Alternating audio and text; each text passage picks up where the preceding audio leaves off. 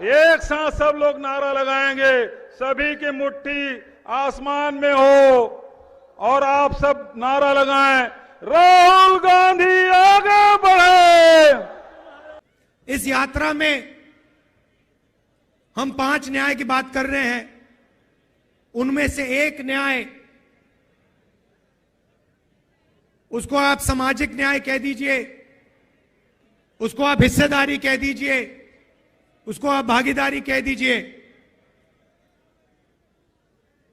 उसके बारे में हम काम कर रहे हैं। तो मैं सिर्फ यह सवाल पूछ रहा हूं कि अगर हम सामाजिक न्याय की बात कर रहे हैं तो यह तो स्पष्ट है कि हिंदुस्तान के किसी भी सेक्टर में पिछड़ों को, आदिवासियों को, दलितों को न्याय नहीं मिल रहा है। अब सवाल बनता है, पहला कदम क्या होना चाहिए? मैं सिर्फ यह कह रहा हूं कि समय आ गया है कि हिंदुस्तान का एक एक्सरे हो जाए।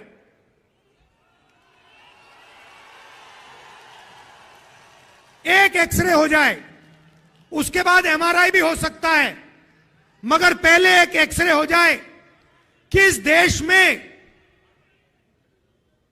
किसकी कितनी आबादी है, लोगों की गिनती हो जाए। जनरल कास्ट के इतने लोग हैं, उसमें से अमीर इतने हैं, ओबीसी जात के इतने लोग हैं, उसमें से अमीर इतने हैं, गरीब इतने हैं, किसान इतने हैं, मजदूर इतने हैं, भूखे इतने हैं, आदिवासी के इतने लोग हैं, इसमें आदिवासियों में अलग ट्राइब्स के इतने इतने लोग हैं, दलित इतने हैं, इसमें दलितों में ये अलग लोग हैं, ये भूखे मर रहे हैं, ये मजदूरी कर रहे हैं, ये सड़क बना रहे हैं। बस मैं यही कह रहा हूं, सामाजिक न्याय का यही मतलब है, और सामाजिक न्याय का पहला कदम देश का एक्सरे करना है। बीजेपी चाहती है कि आपका इधर ध्यान जाए, उधर ध्यान जाए, आगे पीछे ध्यान जाता जाए, मगर सामाजिक न्याय पे गलती से भी आपका ध्यान ना चला जाए। नीतीश जी बीच में फंस गए और बीजेपी ने उन्हें रास्ता, निकलने का रास्ता दे दिया और नीतीश जी उस रास्ते पे निकल गए। सामाजिक न्याय देने की जिम्मेदारी बिहार में हमारे गठबंधन की है। नीतीश जी की यहां कोई जरूरत नहीं है, यहां पे हम अपना काम कर लेंगे मिलके। हमारा गठबंधन यहां पे जो करना है कर देगा। यह हुई बात सामाजिक न्याय की।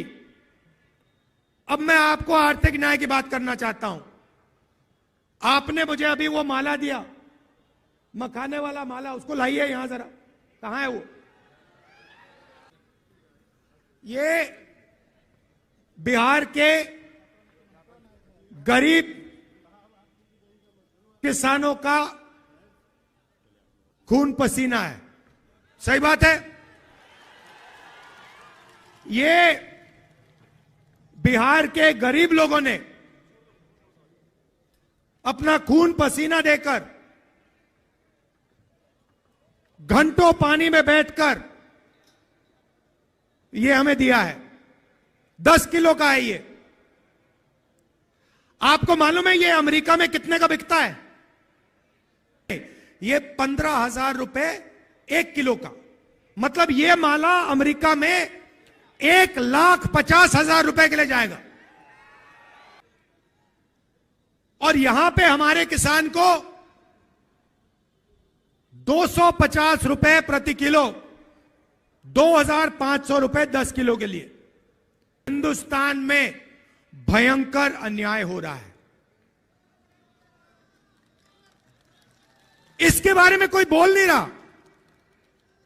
मैंने आपको बोला कि 10 किलो की माला अमेरिका में 1,50,000 रुपए के लिए बिक रही है।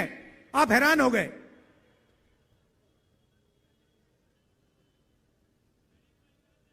$1,50,000 ये पड़ा हुआ है हमारे सामने।